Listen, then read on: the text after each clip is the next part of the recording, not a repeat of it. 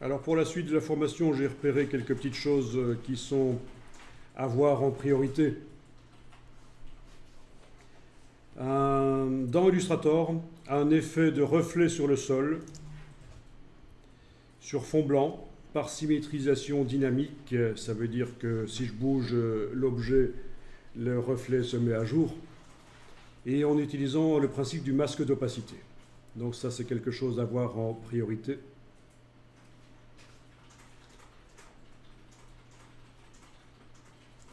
Le filtre sur un groupe qui contient des objets, les filtres sur un groupe qui contient des objets ou sur l'objet lui-même.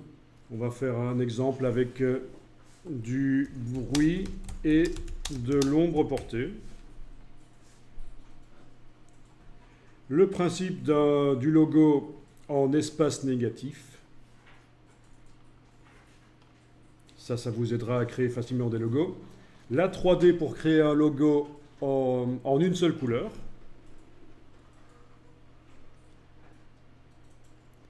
Les motifs par transformation multiple. La palette aspect, son fonctionnement sur du texte. Les motifs au raccord avec le générateur de motifs disponible depuis Illustrator CS6. La création d'icônes avec encoche. Les blocs de texte auto-redimensionnables, c'est-à-dire qu'en fonction de la longueur du mot, le bloc s'allonge ou se réduit. Voilà, ça c'était pour Illustrator. En ce qui concerne Photoshop, eh ben voilà, il y avait la création de brush, mais on vient de le voir. La création de brush, on vient de le voir. Ok.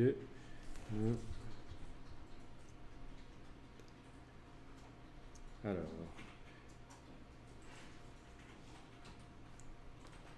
Création de brush. Quelle est la couleur que j'ai donnée aujourd'hui? Ça va être comme ça, du brun. Ensuite, remettre les verticales, bien verticales dans les photos pour donner un côté professionnel aux photos. C'est tout simple. Et vérifier l'accessibilité de l'interface pour daltonien. C'est tout simple aussi dans Photoshop. Placer des personnages par rapport à la ligne d'horizon pour qu'il n'ait pas l'air trop petit ou trop grand, pour que ça ait l'air réaliste. Extraire des objets complexes comme des arbres, des cheveux. Le montage vidéo dans Photoshop, mais on a vu de toute façon. Je suppose que, sauf qu'on l'a pas vu avec des vidéos, on n'a pas vu qu'on peut faire des fusions entre vidéos animées, donc le displacement map, ça peut être intéressant. Trouver une police vue sur une affiche, on l'a fait. On vient de le faire.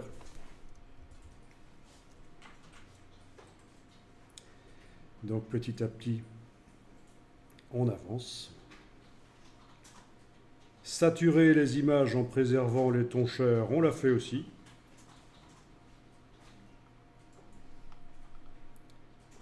Une ombre portée réaliste de type lumière directionnelle, ça c'est intéressant.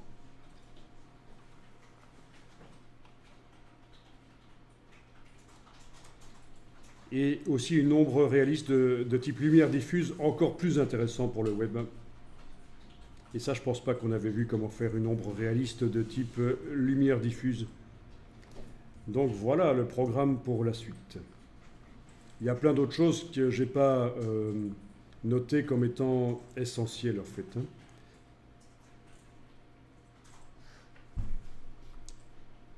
Qu'on aurait dû faire si on avait eu vraiment le temps. Mais c'est pas grave parce que de toute façon je vous ai refilé des vidéos dans lesquelles tout ça est expliqué.